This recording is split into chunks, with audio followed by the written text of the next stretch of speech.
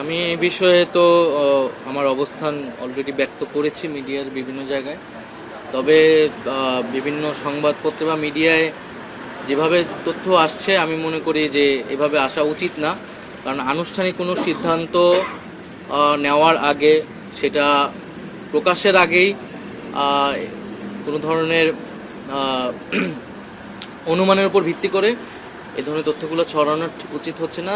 বাইরে যারা আছে বৈষম্যবিধি নাগরিক কমিটি, তারা একটা রাজনৈতিক দলের উদ্যোগের কথা বলেছে অনেক আগেই, ফেব্রুয়ারির মধ্যে সেই, এবং আমিও আমার জায়গাতে বলেছি যে সেই দলে হয়তো যুক্ত হওয়ার সম্ভাবনা আমার থাকতে পারে, কিন্তু সেটা হলে আমি সরকার থেকে এটা আনুষ্ঠানিকভাবে পদত্যাগ করেই সেটি করব। সেই বিষয়ে আমি এখনো চূড়ান্ত সিদ্ধান্ত নেইনি, কিন্তু সেটা সম্ভাবনা আছে। হয়তো এই সপ্তাহের শেষে আমি এই বিষয়ে একটা চূড়ান্ত সিদ্ধান্ত আপনাদের সবাইকে জানাতে পারবো।